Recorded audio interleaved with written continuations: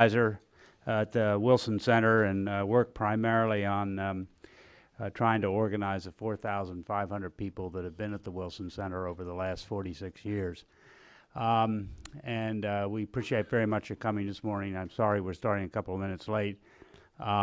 We have 4 speakers. They're each going to talk for 10 minutes, and then they may talk among themselves for a few minutes, and then we'll open the floor to all of you.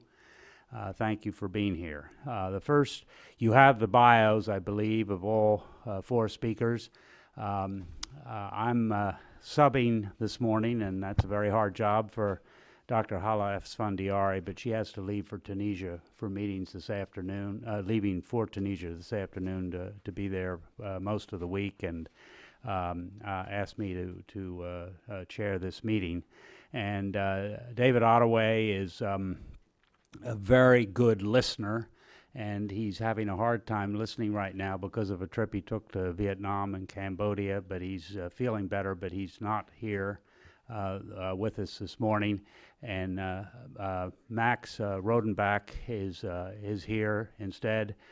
Max has been with the Economist, I believe, for 26 years and has run the Middle East office covering Morocco to Iran, living in Cairo, I believe, since the year 2000, roughly. Is that right? More or less.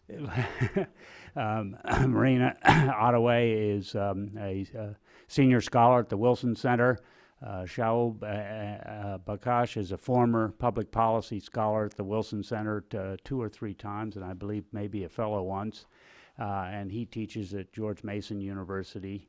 And Robin Wright is a distinguished scholar at the Wilson Center and at the U.S. Institute of Peace. Robin will go first. Robin. Thank you, Mike, and thank you, Holly, for organizing us. I thought I'd begin with just a very quick overview. For years, we've talked about the idea of failed states in the region, and I think we are at that point today that we can actually begin talking about a failed region. Just to point out a range of challenges. Bouteflika in Algeria is on his last legs, and Algeria is headed for a political transition. Tunisia has had elections, but has put back in power a president and a prime minister who were both former interior ministers during autocratic rule. Libya is a failed state in the midst of a civil war, and Tripoli and Benghazi are held by rival militias. In Egypt, an autocracy is in power that is worse than the Mubarak era. In Yemen, the information minister said last night that the government was no longer in control. In Saudi Arabia, the king is ailing, has been in the hospital twice in the last month. The crown prince suffers reportedly from dementia, and Saudi Arabia is headed for a transition, if for no other reason than actuarial charts.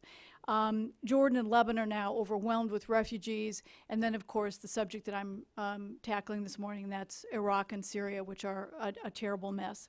I just wanted to very briefly explain why ISIS is a problem not just for Iraq and Syria, but for the whole region. I just came back from Tunisia, where I was an international monitor for the presidential election. This is the monument to the young fruit vendor in Sidi Bouzid. The young fruit vendor set himself on fire and started the Arab Spring. It shows a cart, a fruit vendor's cart knocking over thrones. It's a very moving monument, but the thing that's so striking about Tunisia today is that the lowest voter turnout in the election 3 weeks ago was in Sidi Bouzid, the birthplace of the Arab uprising. The one thing that all of us noticed was the fact that the young didn't vote. These are fruit vendors at the corner. It's a picture I took when I was down in Sidi Bouzid. The young fruit vendors on the same street corner where the young Mohammed Bouazizi sold his wares, the young fruit vendor who set himself on fire. And all they can complain about is the fact that there are no jobs. In the end, only 32% of voters turned out in Tunisia. Now, why does that apply to ISIS and Iraq and Syria? Well, Tunisia is the most hopeful of the democratic countries or democratic transitions in the Middle East, and yet it has produced the highest number of foreign fighters for ISIS, more than 3,000.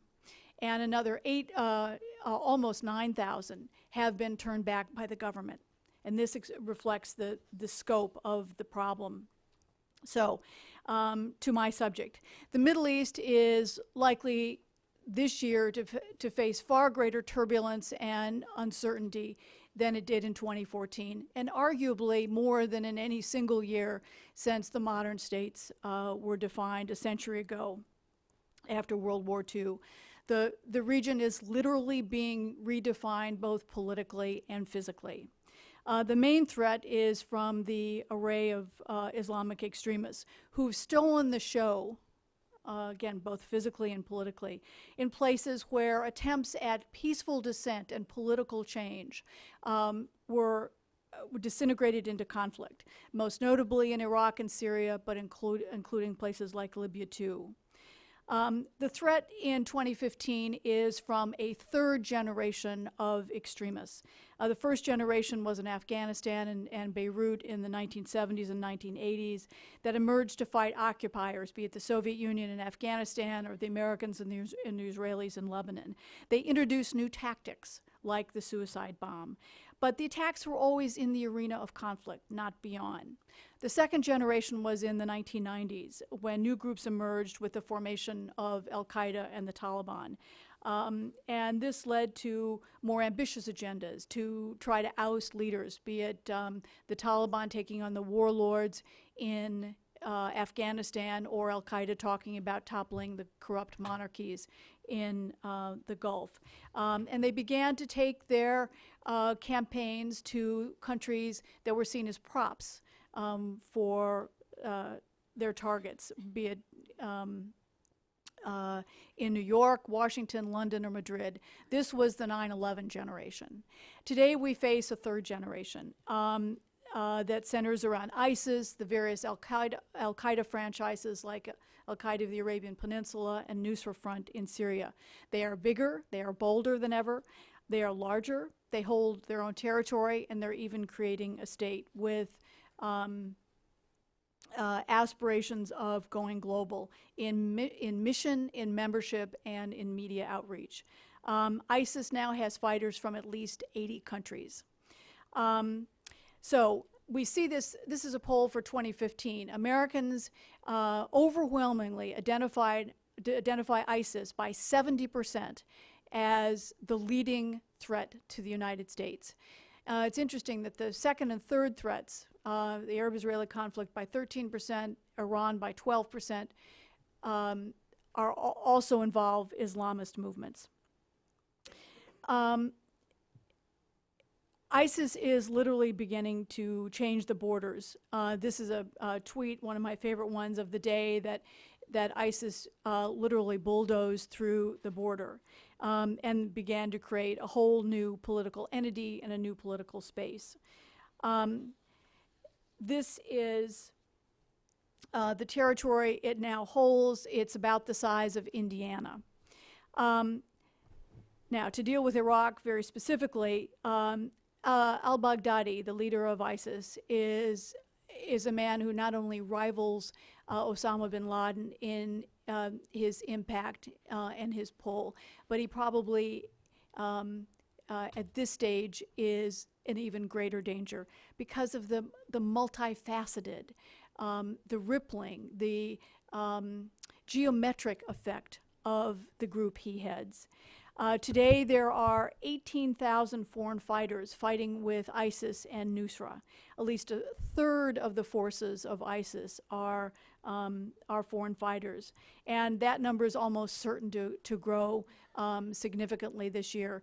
The danger is in part, I think, out of Paris, that the Paris has accentuated the tensions between Muslims and the West. And I think that the fallout is likely to polarize Muslims. You're either deeply opposed or you feel much more sympathetic and sympathetic enough to join the cause. The U.S. engaged in Iraq in August. This is a very telling map from the Wall Street Journal. It shows the first map in August how much territory ISIS held. And despite hundreds of attacks by the U.S.-led coalition, ISIS has actually managed to increase its territory. This is a map as of just 10 days ago. And the growing territory ISIS now holds. The challenge in 2015 is going to be picking up the pieces with the Iraqi army. We really have to show progress in mobilizing an army that can push back. The U.S. says it'll take at least 3 years. It's got to happen faster than that in terms of regaining territory, in part because we also have to worry about the dangers that of the equipment that ISIS took. And this was a cartoon about the fact that many of the airstrikes are actually bombing American equipment captured by ISIS in Iraq.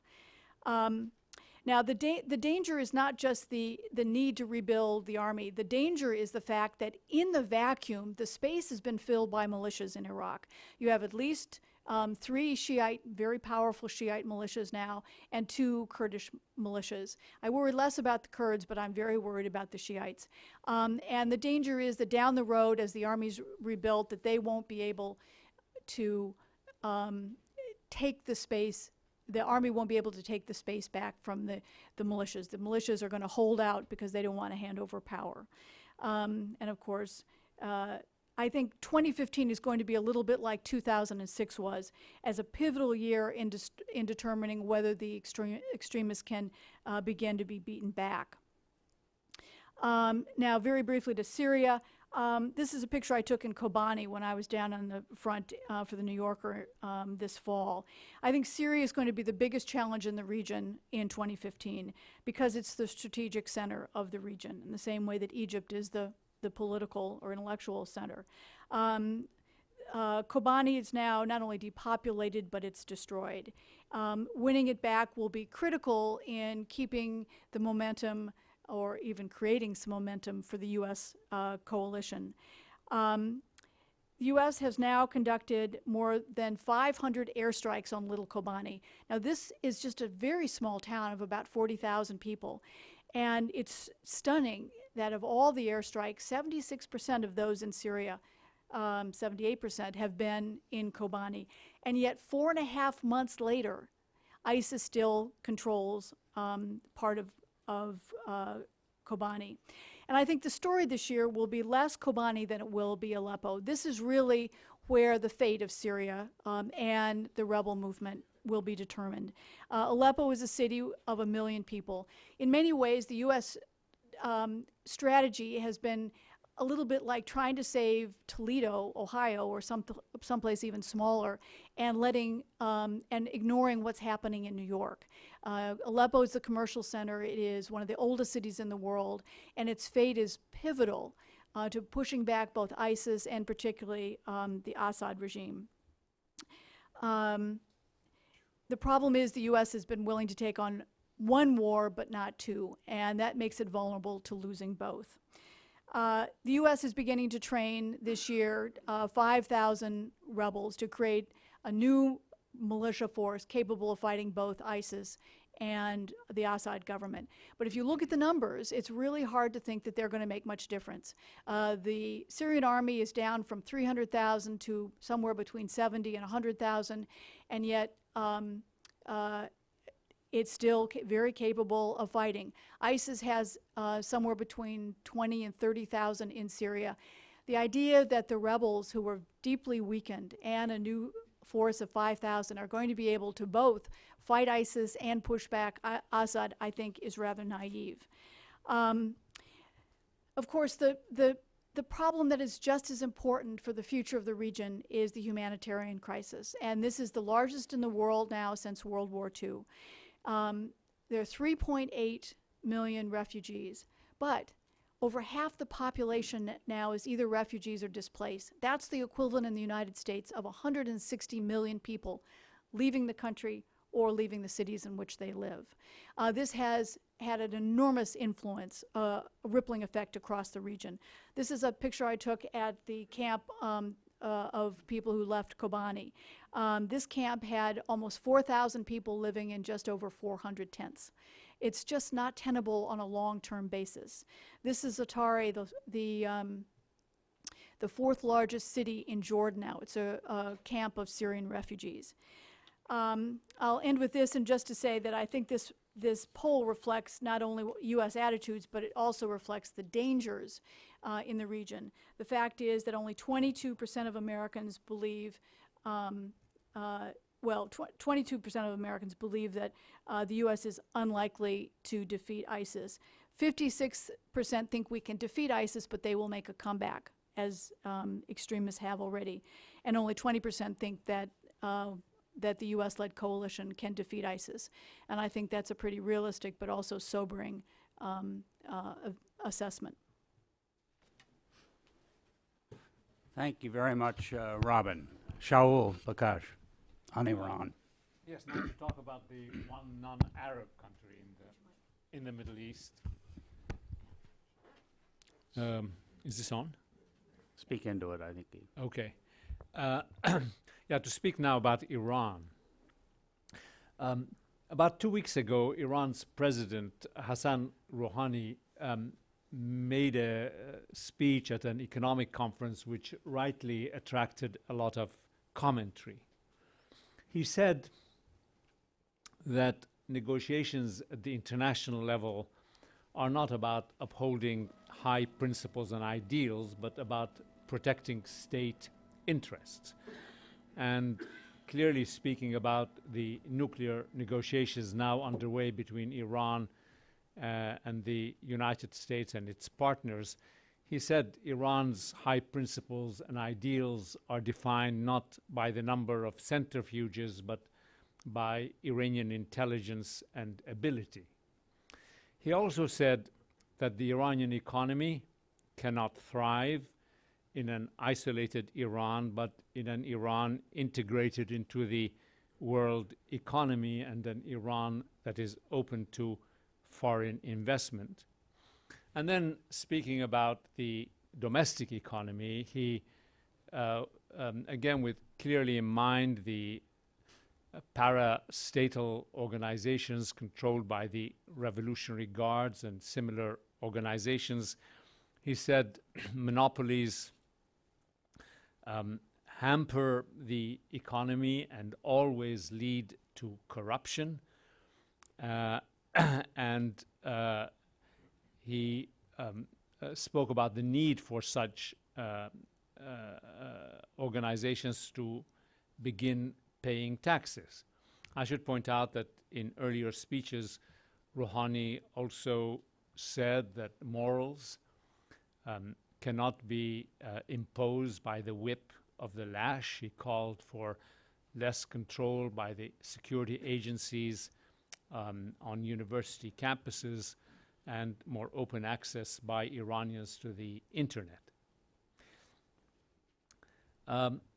Now, a few days later, Iran's leader made a speech which was indirectly a response to these comments by the Iranian president. Iran's leader said that America's hostility to Iran is never ending, that the United States cannot be trusted, that Iranian negotiators who place hopes on the, quote, enemy are bound to realize they have been deceived. He called America's insistence that not all sanctions now imposed on Iran would be lifted at once impudence. And he said Iran must rely on itself, and placing hopes on the lifting of sanctions is an error. He emphasized once again what he calls the resistance economy. What we have in these two speeches, although the two men were not speaking directly but indirectly to one another, are really two visions of where Iran should be headed. One vision emphasizes negotiations based on a calculation of interests rather than inalienable rights and principles,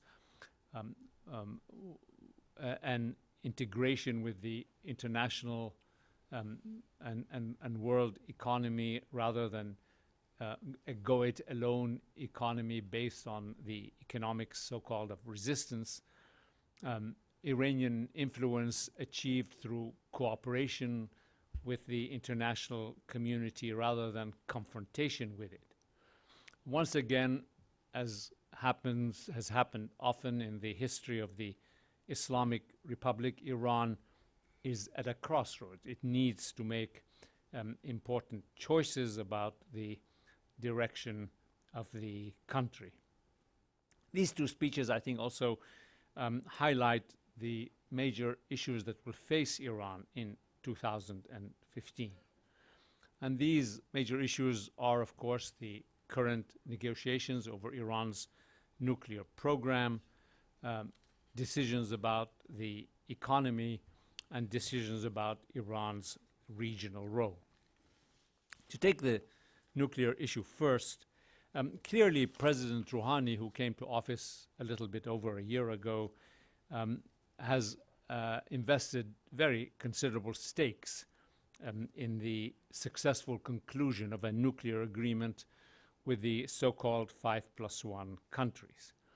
Obviously, he knows he can't revive the economy, much less bring prosperity to Iran without a nuclear agreement and the lifting of the crippling sanctions that have been imposed on Iran. And he needs to see sanctions lifted. He needs to see a normalization of trade between Iran and other countries and the beginning of foreign investment in Iran. And the number of European companies that have lined up to invest and make deals in Iran if sanctions are lifted suggests that really his hopes are not without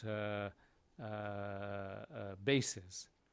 At the same time, of course, he cannot normalize Iran's relations with the United States or the West unless the nuclear issue is resolved.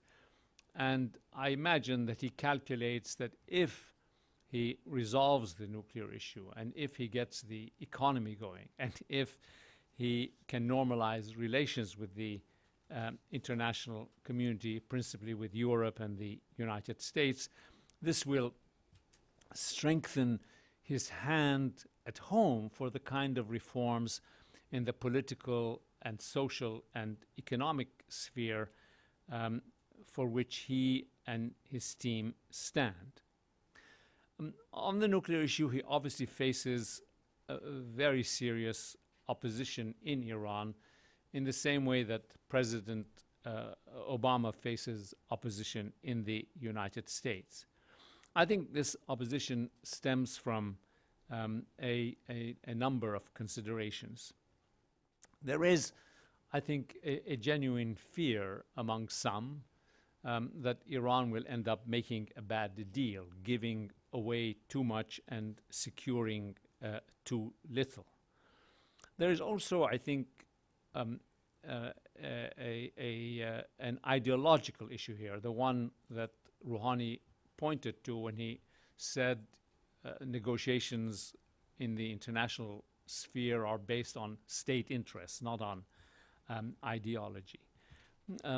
The hostility to the United States, the idea that compromise is equivalent to surrender, are deeply embedded in the conservative camp in the Iranian ruling establishment. And there are those then who oppose a nuclear deal even on reasonable terms because they see it as surrender. Nothing exemplifies this better, I think, than the iconography of the photograph of Iran's foreign minister, Mohammad Zarif, taking a walk with Secretary of State Kerry on Geneva's streets after negotiations behind closed doors. What to those who favor a nuclear deal and an improvement of Iran's relations, particularly with the United States, saw in this, as it were, walk in the woods or walk on the streets of Geneva as a very positive sign. The right-wing Iranian newspaper Kayhan saw as a betrayal of Iranian principles. In an editorial by the editor of Kayhan, the newspaper said, how can Zarif, how can Iran's foreign minister walk in a friendly way with the Secretary of State of the United States in the very week when the Prophet of Islam was insulted by the cartoons and published in the French newspaper Hebdo Charlie cartoons, which the United States supported. Now, obviously, by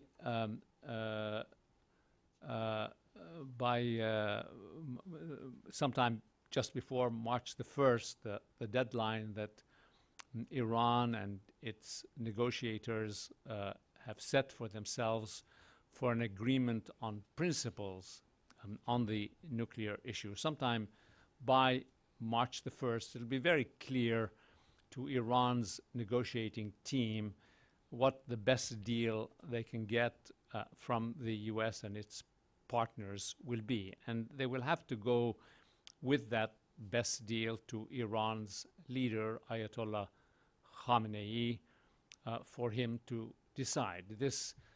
So this decision really would be one of the crucial ones Iran takes in 2015. Now, a second major problem facing Iran's decision makers relates to the economy. I don't have to go into detail on the crippling effect that the US and UN imposed sanctions have had on the Iranian economy. Iran's oil exports have been cut in half. Iran can't even secure access to the revenues from oil sales that it does accomplish because of banking restrictions.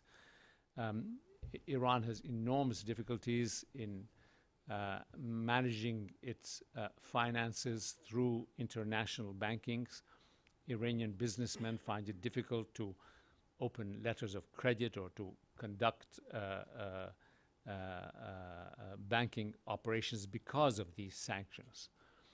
On top of this, of course, has been the steep decline in oil prices. Iran's budget in 2014 was based on a calculation of $100 a barrel oil. In planning for the budget for 2015, the Iranian government first revised its estimates and based them on $70 per barrel oil. And just last week, the Minister of Economy announced that they were revising these estimates again and basing the budget on $40 oil. Now, this is all very easy to say, but when it comes down to making decisions on cutting down on government spending, government employment, spending on development programs, the decisions obviously will be more difficult. And if a nuclear agreement is not reached and sanctions are not lifted, the impact of this very severe decline in Iranian revenues are really very hard to predict. In addition, of course, there are much deeper festering problems with the Iranian economy. It is an economy that is based a great deal on government handouts in the form of subsidies, an inflated civil service, very extensive government hiring in the Basij paramilitary forces and the Revolutionary Guards and the like. And this, there's also the problem of these parastatal organizations, the Revolutionary Guards, other state organizations are now deeply involved in the economy and they are not subject to much supervision, and their level of efficiency is also questionable.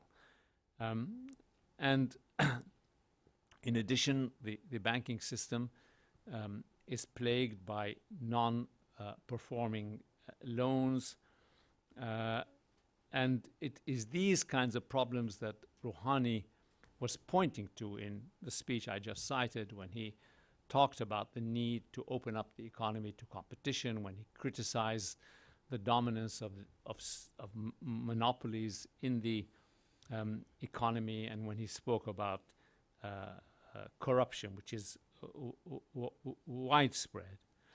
Now, so far, we've had one, I think, positive thing about the Rouhani government is it's put, at least as speaks publicly and openly about these problems. But whether Rouhani can do anything about them is another question. So far, we've had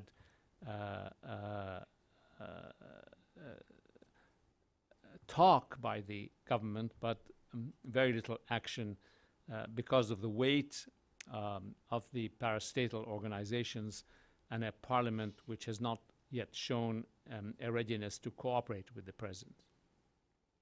Third, I think there is a question also about Iran's regional role. Now, it's clear that Iran has become a major regional player. It has considerable influence and virtually an army in the form of Hezbollah in Lebanon. It is a very influential player in Iraq. The rebels, the Houthi rebels, it backs in Yemen are achieving successes. It is a thorn in the side of Israel through its support both of Hezbollah in Iraq and Hamas on the Gaza Strip. And there are, of course, also signs of cooperation, indirect, between Iran and the United States in the support for the new prime minister of Iraq. And both countries, again, indirectly, are fighting ISIS both in Iraq and Syria. But it remains a fact that Iran and the United States are competitors for influence in the region. And there are also signs that Iran's foreign entanglements in this region are proving problematical. We, just in the last few weeks, an Iranian general was killed in Iraq, and just 2 or 3 days ago we heard, or yesterday, about an Iranian general being killed on the Golan Heights, in both cases presumably advising in advisory roles, but nevertheless. And the Iranian involvement in Iraq and Syria is probably is perhaps understandable. Its involvement in the Golan Heights means really that that these entanglements are reaching, I think, a dangerous level. In addition, there's the cost of these entanglements, and given the dire state of the Iranian budget, how long Iran can afford these expenditures abroad without greatly affecting the Iranian economy is also a question. And finally, of course, there is the question I touched on my opening remarks about the whole direction of the Iranian revolution. And once again, then Iran is at a crossroads. It must choose, but we've been there before. Iran was also at a crossroads during the presidency of Mr. Rafsanjani, and again under the presidency of the reformist president Mohammad Khatami. In both cases, the forces of inertia of conservatism proved too strong, and fundamental change was not achieved. So it could be that while 2015 is a year of decisions, a year when Iran will be at a crossroads, it may choose, as it did in the past, not to choose, and that it will stop at the crossroads as the lights change from red to green and back to red again without any fundamental change. Thank you. Thank you, Shaul. It's wonderful for the Wilson Center to have Max Rodenbeck here as a fellow for 6 months. Max. How does that turn on? I think you just speak into it. I just speak. Oh, Yes. That's very easy. All right. Thank you very much, Mike. It's a great pleasure to be here. I'm just going to speak about the 6 countries of the Gulf Cooperation Council. When we look at the Middle East in general, one tends to think that the whole place is one great bloody mess.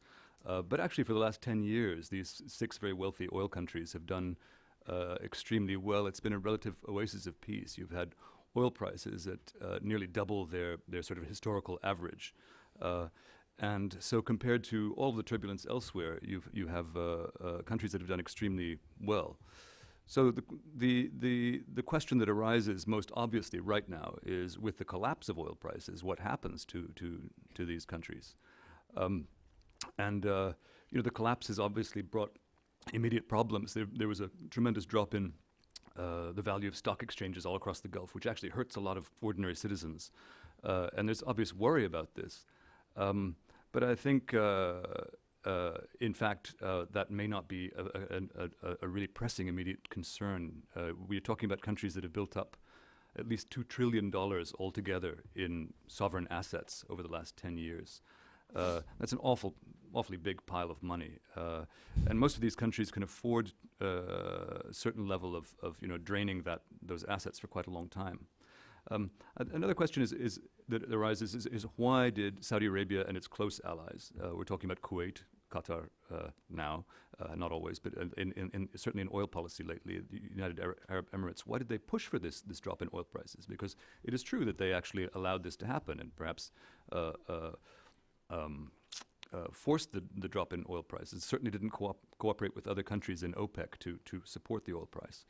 And I think this has been presented in some have argued that this was an attack on the U.S. shale oil industry, which was going to be a big challenge to traditional oil producers. And others have framed it as a direct assault on, or an attempt to undermine the position of the enemies of Saudi Arabia, such as Iran and Russia, against which Saudi Arabia is opposed, certainly in Syria, for example, where they're supporting opposing sides.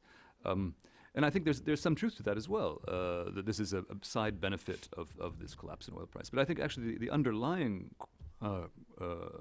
motivation for this is actually much more strategic, in fact, that what really worries countries like Saudi Arabia about having this sustained high oil price, and they have experience of this in the past. In the 1970s, with the first oil shock, measures that were taken in oil importing countries to conserve energy and to look for new energy sources. The high oil price made it economic to look for all kinds of new oil sources, including shale right now. But that oil shock, the end result was to reduce the market share of countries like Saudi Arabia quite markedly. And I think what really worries people like the Saudis is to see large industry, the whole sort of production cycle of global industry, particularly the car industry, switch away from fossil fuels to something else. That's what really worries them. So they want to make sure the price of oil is somewhere that keeps people addicted to gasoline for as long as possible. So I think that's really the underlying question. So what will this price fall? It's fallen by nearly half. It may not have a very immediate effect for the Gulf region. Or at least for these Arab countries. For Iran, it's another story, and for some of the Gulf producers, it is also a serious challenge. Some of the ones that are closer to the margin where the price of oil really makes a difference to their budget. But overall, the big countries such as Saudi Arabia can sustain this for quite some time. Another sort of large looming question over the Gulf countries, and it's another perennial one, is demographics. This is a challenge that you have countries with relatively small populations, with really relatively great wealth, with a very high number of immigrant laborers, with very few rights. This is a perennial problem, and in the situation of falling oil prices and lower budgets, less spending, there are going to be readjustments in this, which are going to be quite painful, I think, in some of these countries. Countries like Saudi Arabia, for example, already have very high unemployment among Saudis. Other countries suffer from underemployment or lack of motivation to work, actually. This is a serious problem. But that's an issue I won't get into in more depth now, and I'll move on from some of the general picture of the region to specific countries. The big one here is obviously Saudi Arabia, and there the pressing challenge, aside from oil, the most obvious pressing challenge is the succession. We know that King Abdullah, who is in his 90s, is a very ill man and has been for some time. And we know that there will be a succession. We also know that there is a sort of marked out route of succession. As Robin pointed out, his crown prince Salman is next in line, but Salman himself is not well, and that is a fairly well-known fact.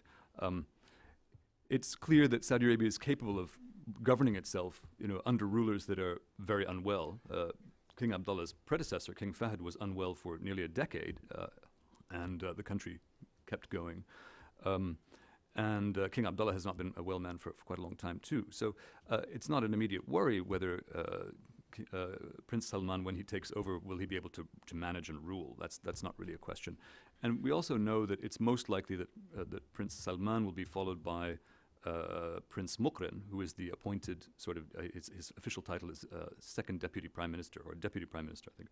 Second Deputy Prime Minister, which is the next in line for the succession. So we have a fairly well mapped out route for succession. Prince Muqrin will be the last in line of the second generation of Saudi leaders, all of them sons of King Abdulaziz, who died back in 1951, I believe. So this is an incredibly long generation. This generation has lasted from 1951 right up until now. Prince Muqrin will almost certainly be the last of that generation. How long he will be in power is another question, but we will soon see the move to the next generation of Saudi leaders, where a whole other string of cousins this time are likely to, rather than brothers, will be likely to follow in order of rule. There's a lot of there's constant worry about what succession means in Saudi Arabia, and these worries are sometimes exaggerated, but there's some truth to them. It's not so much a matter necessarily of personality of who is the king, although that's quite important in the Saudi system. It often matters more who is the court, and here we are on the verge of a substantial change with the exit of King Abdullah, because he has had a very powerful court and very powerful people in his court. And their departure could mean considerable change for Saudi Arabia. To which direction, it is really not clear. And I think it's not my place to speculate right now. There are some things that have accompanied change in Saudi Arabia, accompanied such changes in Saudi Arabia.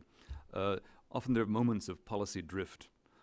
And in some ways we were already seeing this in respect to, for example, the Saudi response to the crisis in Yemen. Saudi Arabia used to be a very big player in Yemen, would call the shots. And in this round of troubles in Yemen, although Yemen's troubles perhaps are too big for even Saudi Arabia to really exercise a serious influence, the Saudis are virtually absent from the scene, which is a sign of, is it lack of attention, lack of capacity, despair? I don't know. But the Saudis are not there. And I think you can also see a certain degree of policy drift already in terms of internal policies in Saudi Arabia, where you have a kind of instinctive crackdown now, which is a crackdown against virtually everyone that raises their head. And this is not only a crackdown against terrorists, people associated with ISIS in Syria and Iraq, Al-Qaeda, but also against liberals, critics of the government, to a degree that we haven't seen quite so seriously before. Something that's often been said before about Saudi Arabia is that there's a kind of link between the pace of reform in Saudi Arabia and the price of oil, so that when the price of oil is high, the government sees no need to reform. They can simply pay off people. And that seemed to be very, very true in the latest phase around the Arab Spring, when as soon as this shock of the Arab Spring became apparent, the Saudi government's immediate response was to increase social spending by about $120 billion in one go. And perhaps that is what has bought the peace for them. Of course, now with the price of oil a bit lower, as I say, the shock of that will take some time to hit. Perhaps that will be an impetus to reform, and perhaps loosen up a bit internally. It's been the case in other Gulf countries where we've seen a sort of second generation come into power after the generation that first enjoyed immense wealth. And often this second generation has been actually not particularly reform-minded in terms of internal politics, but much more dynamic in terms of their role on the world stage, and more assertive. and more dynamic economically, for example. And that's something that one might expect to see in Saudi Arabia. I'll move on very quickly to some other countries. Another country which is facing a serious succession problem right now is Oman, where Sultan Qaboos has been perhaps the world's most complete autocrat, a very gentle one, relatively speaking, but the most complete autocrat for the last 40 years nearly. He is ill in Germany and is believed to have cancer and is on his way out.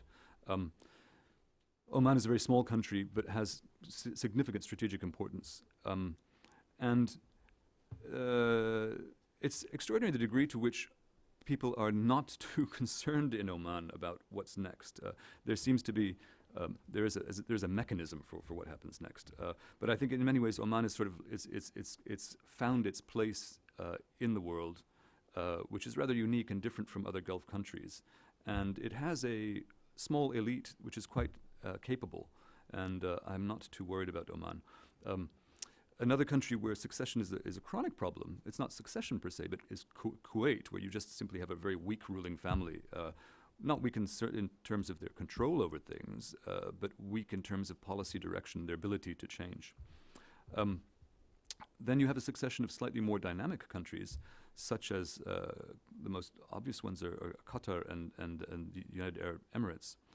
These two countries, which are the richest by some measures, or at least have the smallest native populations and a concentration of wealth among a very small number of people, and concentration of power among a very, very small number of people, have flexed their muscles increasingly. The first one to do so, obviously, was Qatar, which made an alliance, a sort of strategic alliance with the whole movement of the Muslim Brotherhood in a very broad sense, which during the opening years of the Arab Spring seemed to be a winning card to play.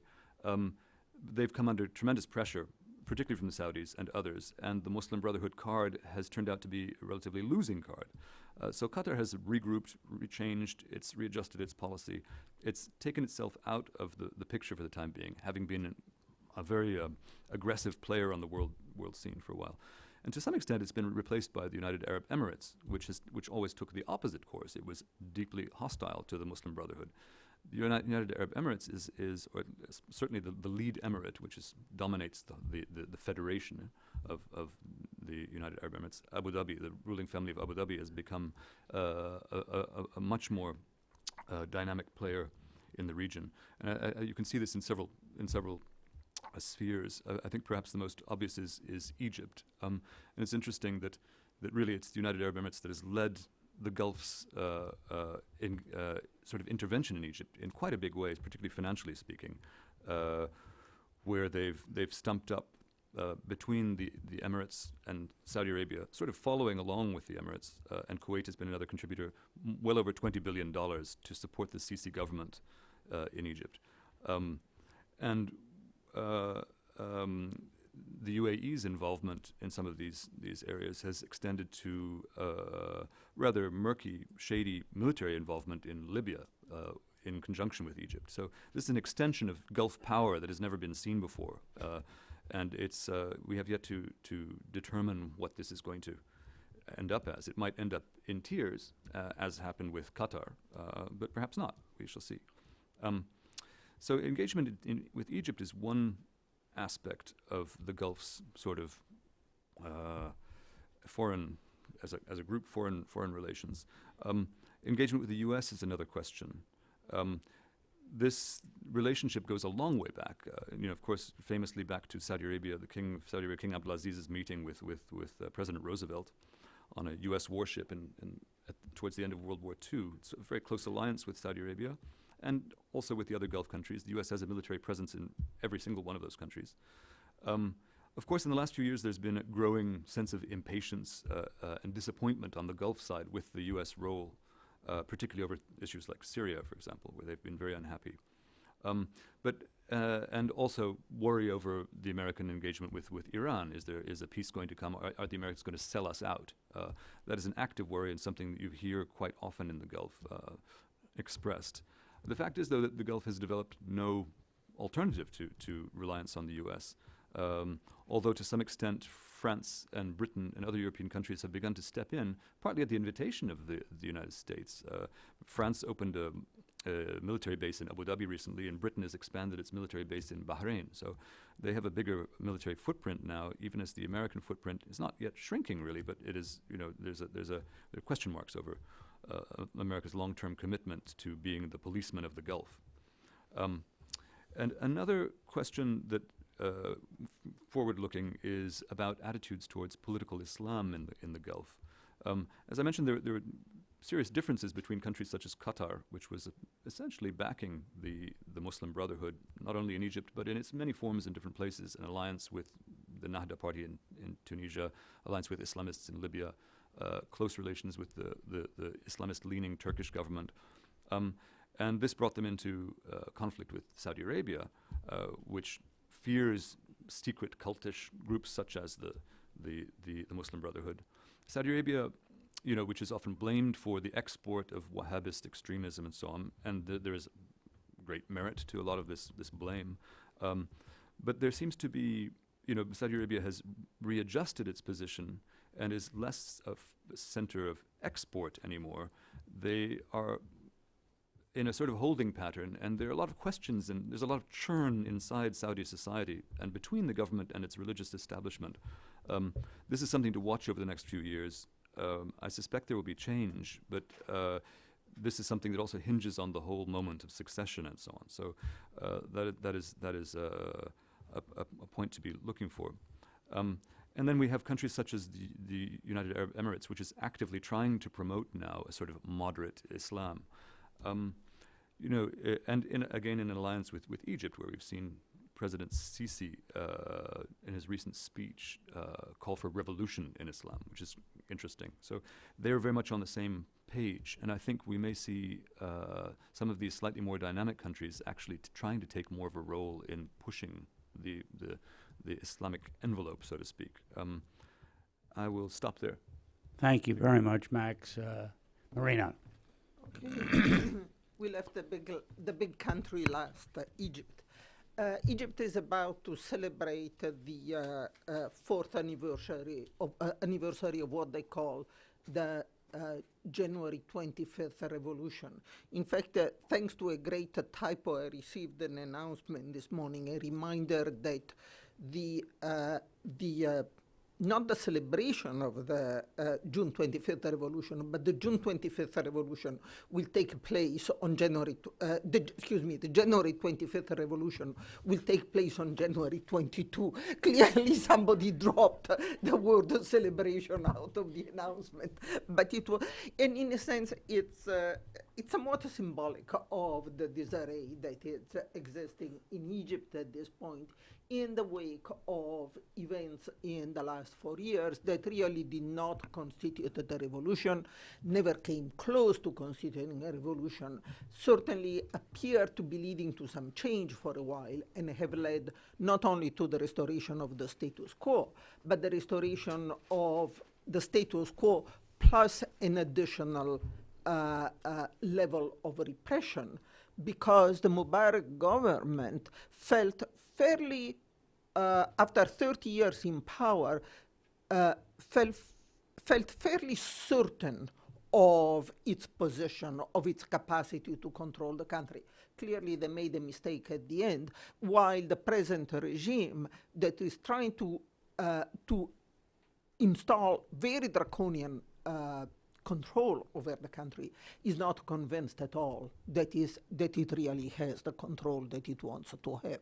We have a regime that is particularly repressive because it's particularly uncertain of its position. Very briefly, what is the situation? Essentially, since the July 2013 coup d'etat, and I call it a coup d'etat because you can argue whether or not it was justified, but the military takeover from a civilian regime, I think the only word that you can use is a coup d'etat. But in any case, since the coup d'etat, the military and the civilian regime somewhat a civilian regime that it backs, have been busy in closing all avenues for participation. One of the paradoxes is that the January 25th uprising was really about participation, was really about a role for the youth, a role for the, for the liberals, a role for the Muslim Brothers, and so on and so forth. And I think right now the message that comes from the military is we are going to run the country, and we are going to run it on our own terms without participation. There have been draconian laws, or I should say decrees, because there is no parliament, so all the legislation takes the form of decrees, that are really preventing any form of demonstrations, any form of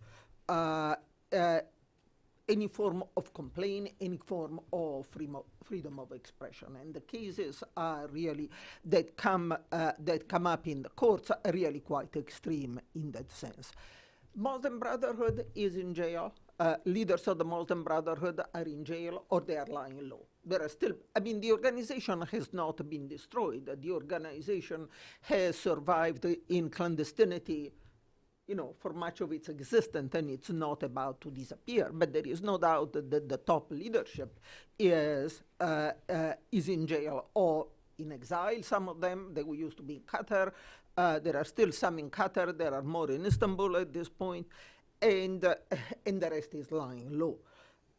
The youth groups are in total disarray. Again, the leaders of the youth groups that were never really that powerful, but certainly kept the agitation alive in the streets. Most of them are in jail as well, and the rest is cowed into quiescence right now.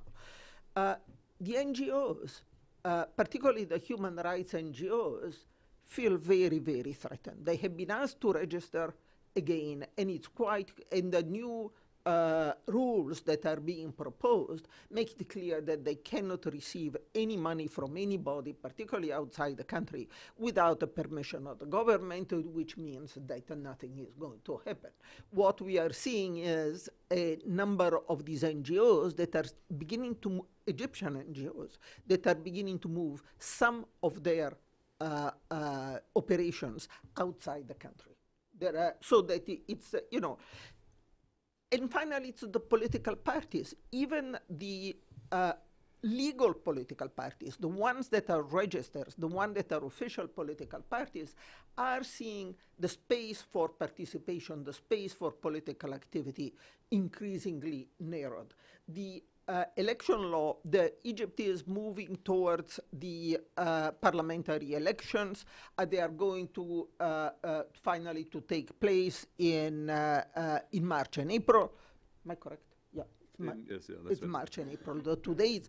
And but even in those elections, the political parties that can participate do not have much space, because out of the over 500 seats in the parliament, only 120 are reserved for political party lists.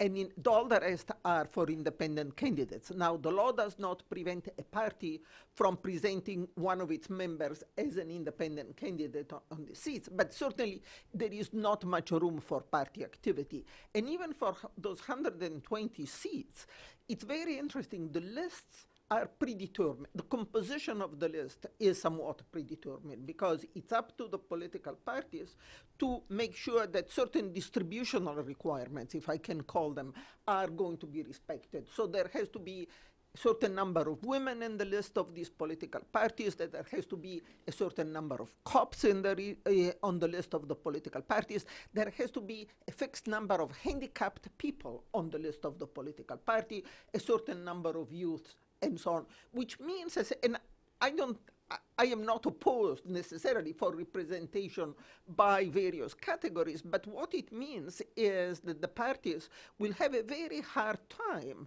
putting together the party list, even in those cases where they can put together the party list, that are not necessarily going to be party lists based on what the party really wants to achieve, and so on. There are so many distributional requirements. So that essentially is the situation now. The only slightly positive sign that I see right now is that I have the impression, and this is really, I cannot really document it, that there are not enough cases, that perhaps the government is beginning to realize that the courts have gone too far. And while al-Sisi will never say that he's interfering with the work of the courts were given carte blanche in the last year, and they have meted out absurd sentences. There have been trial of Muslim Brotherhood leaders when they sentences hundreds of people in a 3-day trial. And they did this to death, sorry, and did that repeatedly. And if you bring it up with the representative of the government, that they say, oh, don't worry, we never execute all those people. There are all sorts of appeals and so on. The fact is that the courts have been given total carte blanche in this. I have the impression that recently there is an attempt by the government has understood that this is not serving the interest of the countries. It's not doing anything for the interest of the country. And they are beginning to call back the judiciary somewhat. They have ordered the retrial of the 3 Al Jazeera journalists, 2 of whom were foreigners, that are now being held in jail because well, on charges that really do not make any sense. I think the government is trying to find ways to wiggle out of some of these confrontations that seem to be pretty pointless, but and that's the only slightly positive thing I see, but it's not a real change in the position of the government. Now, second question, this is the situation now. Then the question is, how did Egypt move from a popular uprising to this situation of almost total closure of the...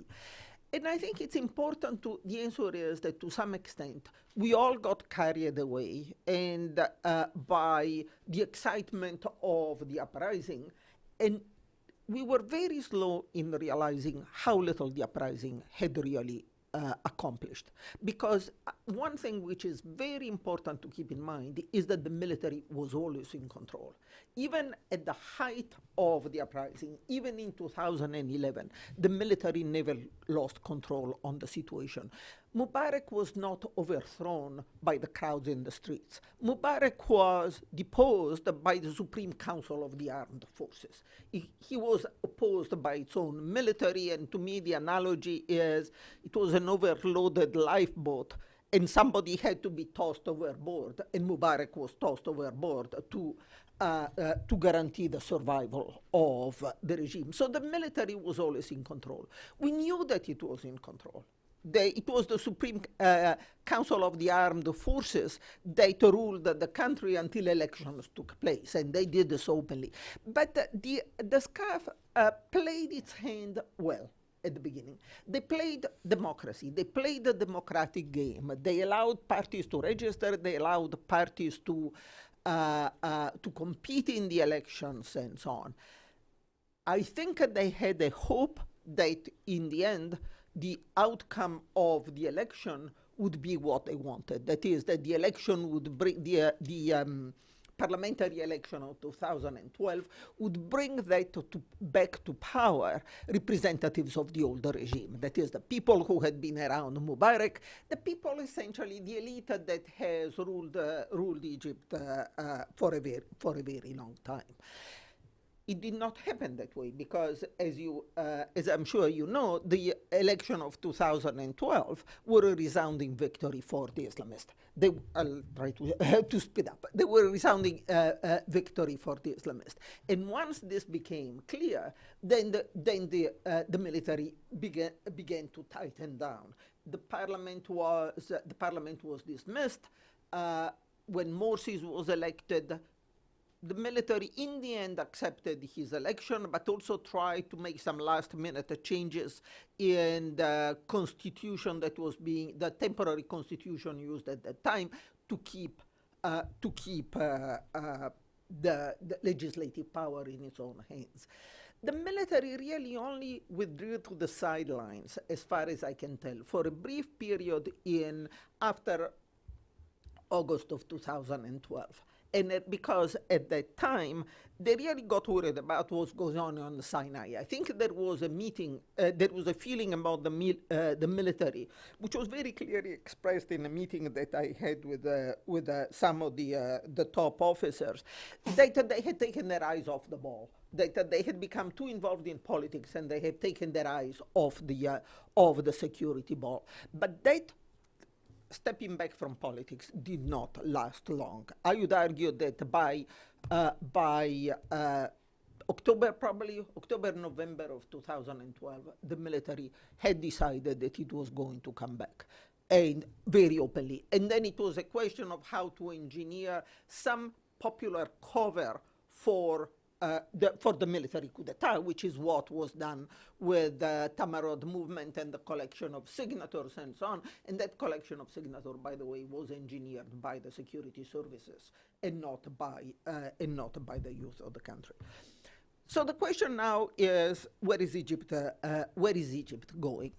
And I think this is a very difficult issue because al-Sisi has a vision that he's setting forth for the country, as far as I can tell, which is totally at odds with both the spirit of the uprising and I think what people have made, many Egyptians have made clear in the last few years. His vision for Egypt is to restore the state. If you read al-Sisi's speeches, he always talks about the state, the Egyptian state, the greatness of the state. Now, Egypt has always been a very statist country. You go back to Nasser, it was always the state that was running the country, running the economy, and so on. But in the Sisi's, my impression is that in Sisi's speeches, it's the state as an end in itself. It's not the state as the engine of development, which was the message of Nasser. Whether it was the right message or the wrong message, the fact is that that was the message. And it's a message that, frankly, inspired an entire generation of Arabs throughout the Arab world. In speeches, in Sisi's speeches, it's the state as an end in itself. Now, can that mobilize Egyptians to support the government? I don't think so. I don't have the impression. And I think the government does not feel that it has a lot of support at this point. So there is a lot of unrest continuing in the country. I don't know what's going to go. One interesting thing, and this will be my last comment, is that in the period before the January 25th uprising, in the couple of years before the January 25th uprising, people who had been watching Egypt closely knew that there was a great increase in labor unrest, a great increase in the number of strikes not authorized by the labor union. The labor unions are in the pocket of the government in Egypt. That labor unrest has started again, and it has started again in spades. So there is an organization that monitors this, and the numbers are going sky high. Does that mean that there is going to be another uprising? I don't think that is imminent, but there is certainly this situation, this division in the country, essentially, between a regime that is really focused on the state and the glory of the state and in the importance of the state. We are going to double the size of the Suez Canal. They are going to start all these big projects. And the population that is still much more concerned, first of all, about daily life, which is pretty grim for most people. And secondly, for this idea of participation that was behind the 2011 uprising and still has not disappeared. So let me stop here, Peter. Thank you, Marina.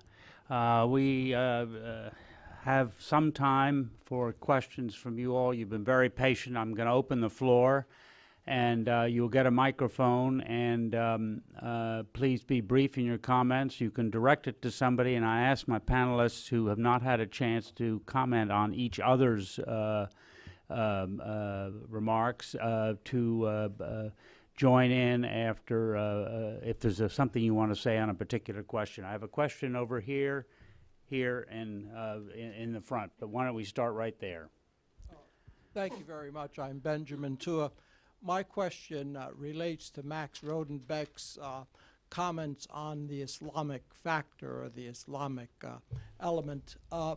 What role do the panelists see the churches, especially the Catholic Church, playing in a movement of the governments both in the West and people and in the Middle East in a more positive direction, including with interfaith dialogue and with a possible focus on a resolution to the Arab-Israeli conflict, which remains a priority for the countries of the region.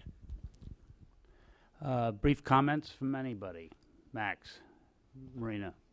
Max first. Gosh, I'm afraid I don't think I'm very qualified to answer that. I don't know quite what the Catholic Church is up to. In the past, these attempts at interfaith dialogue have engaged lots of well-meaning people in closed rooms and not actually achieved very much. So I mean, frankly, I don't have great faith in interfaith. Well, I tend to agree with him. I mean, these meetings are people of goodwill talking to other people of goodwill. They are not talking to ISIS. They are not reaching across. And I would add a caveat that I think Western organizations, whether they are religious or whatever, they have to be very careful not to try to push interpretation of Islam. I cringe when I hear statements made by the State Department and so on saying we have to, you know, the sort of these various initiatives on the Muslim world trying to say we have to promote liberal interpretation of Islam. That is something that is very likely to backfire badly. So I think I would be very cautious of those. Anybody else want to make a comment on that? The gentleman.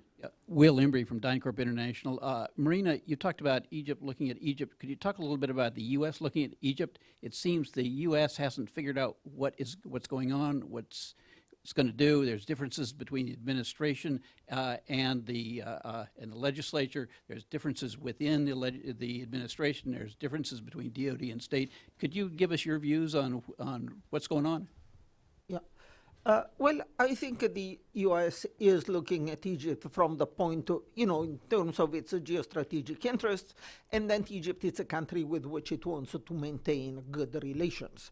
You know, it's still a stable country. I mean, given yes, it has a problem of terrorism, but it's still a stable country. It's respecting the Camp David agreements. It has a large military that could, at some point, be mobilized in some of these situations. Not right now; they are not going in that direction. The problem for the United States, and that's where the divisions come in, is that the Egyptian government is not doing a terribly good job at this point of looking presentable enough, very frankly, so that it is not an embarrassment for the United States to be seen as supporting the regime. I mean, if Egypt, I think the real hesitation, the reason why there are conflicts that there at time within the administration is the human rights policy of this regime, that if it just took some steps to moderate its stance, then I think the divisions within the United States, within the administration would probably disappear.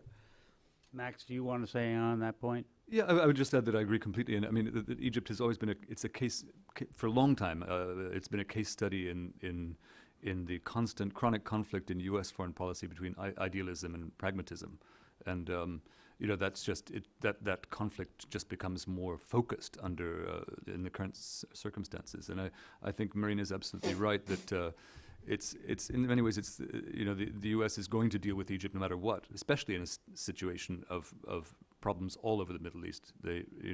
Egypt is perhaps the strategically most important country in the region, and so it has to be dealt with. But it would certainly make things easier if the Egyptian government sold itself a little bit better, made itself its shop window a little bit more attractive. Gentleman in front. Mohammed Al-Shinnaw, Voice of America. With so many well-explained challenges facing the United States in the Middle East in 2015, any recommendations for U.S. policy in the area? How long do you have? Robin, do you want to take a crack? No. I think Max and I are particularly happy to be journalists, and we can look at it from the outside without having to weigh in. I mean, I think that the United States, first of all, has never had less influence in the Middle East since it became a superpower than it does today. I think the options facing it are, given what happened in Iraq and all the public opinion polls that show the U.S. is, I think there's one recently that showed, and I may not phrase it right, that 80% of the people in the region hate ISIS, but 73% of them hate the United States. You know, the idea, I think we're a little naive in terms of trying to figure out a way to deal with both ISIS and Assad. I don't think we should have gone in earlier. I think that only would have opened up the potential for weapons to have been transferred, you know, the Afghan model and the Stinger missiles during the 1980s. I think that would have been a problem. I don't think we are seen as frankly, we don't know how to create an alternative. We're great at waging war, but we don't know how to make peace. We don't know, and we're seen as imposing. And the Iraq experiment only showed that we failed. We don't know how to do it. We may have learned some lessons, but I think that we still haven't learned enough to be able to figure out what will work. There's no question that we want to stand up to ISIS, but how to do that, and how to help the people in the region themselves do it, which is really the only way it'll work. Robin, do you just want to make a comment or two on 2015 and the prospects for the United States and Turkey to reach some kind of understanding on how to proceed? On Syria? Yes. You've Well, just been to Gaziantep and wrote a yeah. very good piece about it. Look, one of the problems when you go down to Kobani, it's bizarre, it's surreal, because you hear the cacophony of the warplanes, the drones flying over all the time, and yet you're sitting there, and there are all these Turkish tanks, American M60s, and all howitzer artillery, American made, all lined up on the border, the Turkish forces, and they're doing nothing. And we're flying, you know, many miles, hundreds of miles, to drop our bombs, and so are our allies. And the Turks don't want to get involved because they say, look, you got us into the position of saying Assad has to go, and you're not willing to deal with that problem. You're only dealing, as I said earlier, with one of the two wars in Syria. The problem is the international community has to come up with a viable way of dealing with both. And we haven't been creative, we haven't been imaginative, we haven't been forcefully diplomatic. And I think that until we do, that Erdogan, who is getting only headier and headier with all, 3 times elected to power, feels unchallenged at home, is going to be ever more difficult to deal with. He doesn't broke criticism at home, and is prepared to stand up to the outside world. As one of the top 20 economies of the world today, he feels he's got a successful model, and he's not going to jeopardize it. The danger also is that this is where you begin to feel the overspill in the region. With 1.7 million refugees, you're beginning to see a real backlash. And I heard terrible stories in Gaziantep about Syrians who one had opened a little stall. He was a barber in Aleppo, and he opened a little stall in Gaziantep. And youth gangs came night after night and either destroyed his business or tore down signs or took his equipment.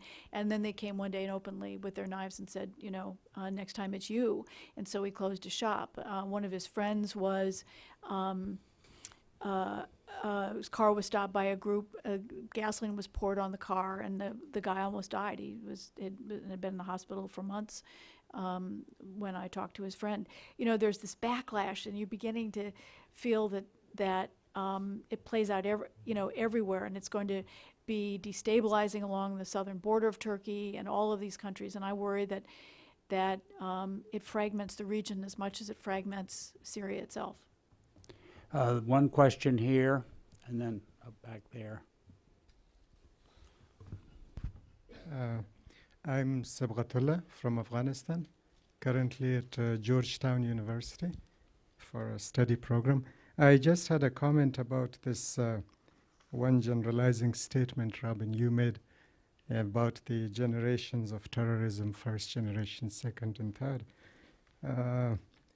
You mentioned first generation as the anti-Soviet freedom fight of Afghanistan.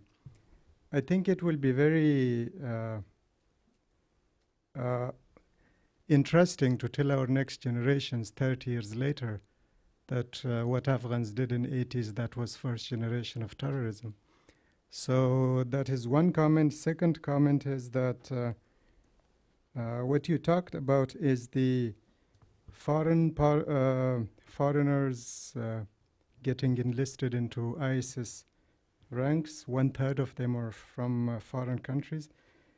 But why are they 1/3, and how many of them are from Western countries, and what are the reasons that populations in Western countries getting radicalized in UK, in United States, not only the Muslim populations of these countries, but other minorities like Mexican Americans, African Americans, they're getting radicalized, but into other forms of radicalization, going to gang groups and other problems. So just these two comments. Thank you very much.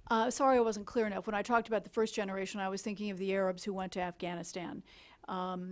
That bin Laden and those like him who were fighting against the Soviets. I didn't mean to refer to the Afghans. And in terms of those from the Western countries, I mean, there are estimates, very large estimates of Westerners. From the United States, pretty small. We're talking, 100 plus at this stage, according to the FBI. Anywhere from 1,000 to 3,000 from Europe. I think the 3,000 is probably high, but there's no question that there are large numbers going from the West. There are a lot of these people, though, who have roots in the region themselves. Their parents or grandparents came from Middle East countries, particularly. But I think it's striking. You have 80 plus countries. This is a global movement now. This is not the one that's just restricted to the region. President Hollande said there were 2,000 Frenchmen. The gentleman back there, yeah. Thank you. Good morning. My name is Imad Harb. I'm with the Quest for Middle East Analysis. If I may just add a little bit to the gentleman's question here about the Christians, the Catholic Church, and I think the Catholic Church, the papacy that is, and other churches and churches in the Middle East itself are rather worried about the situation of Christians in general in the Middle East. Syria, Iraq, Lebanon, places like that. So I think the concern is what happens with the Christian minorities, which they are in all the countries except that it's a large minority in Lebanon. I have a question for Ms. Wright, if possible, and anybody else who might want to comment on it.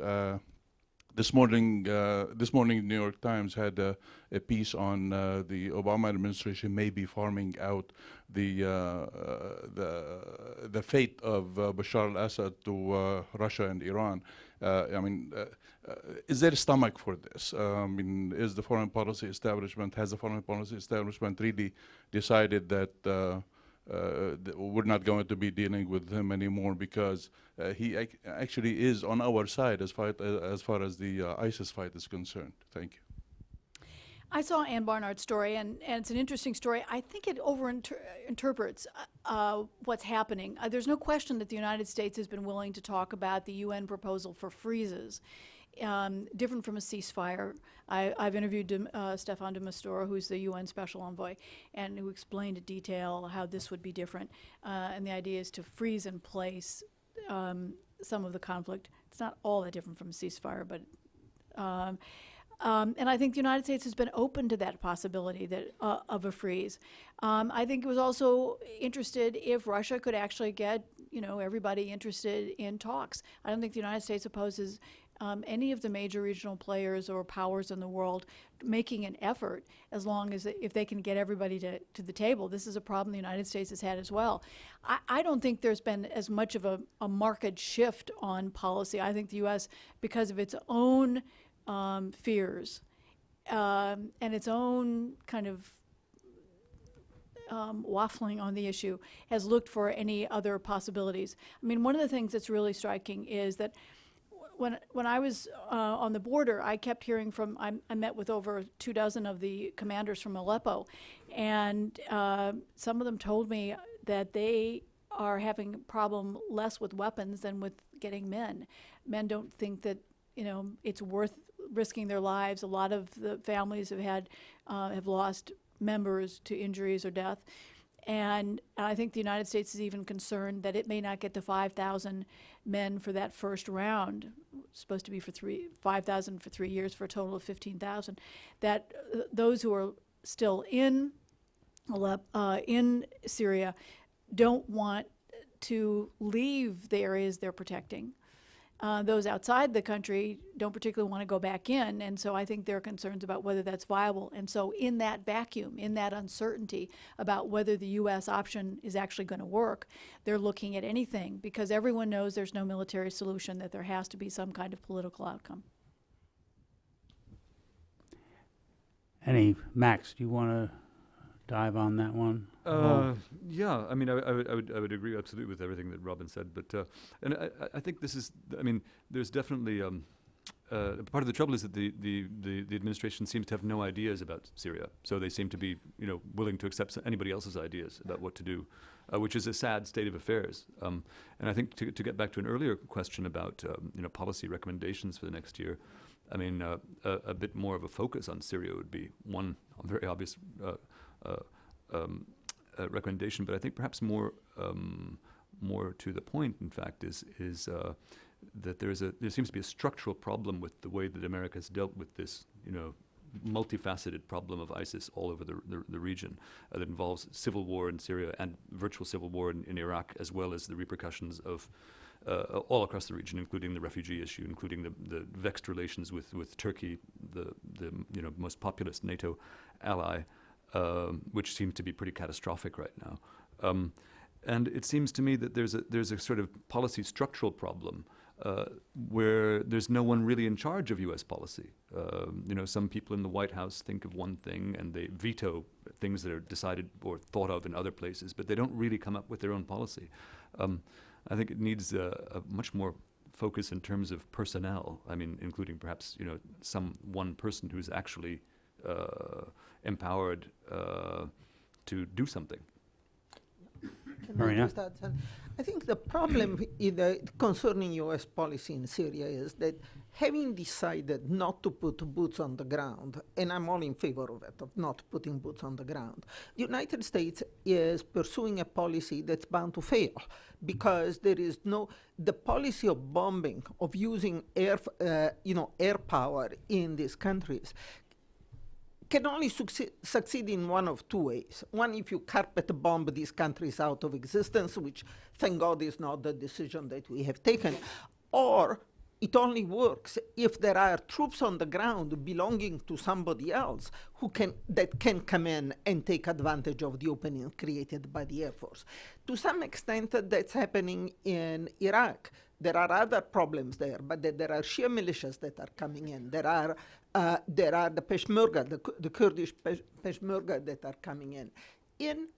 In Syria, there is nobody. There is a total vacuum, and I think that's why the administration is casting around for some other way out, I think. Can I just add one funny line? Yeah. I had dinner 2 nights ago with a senior Iraqi politician, very senior, and he said to me, you know, Iraq's army is floundering so badly that the commander-in-chief of the Iraqi army is Qasem Soleimani, who is head of the Quds force in Iran's Revolutionary Guards, which I thought was probably pretty close to the truth. Yeah. But at least there At are least the there's an militias. army. The Peshmerga. At least there's a commander-in-chief. I want to thank you all. You've been very attentive. I want to thank our 4 panelists.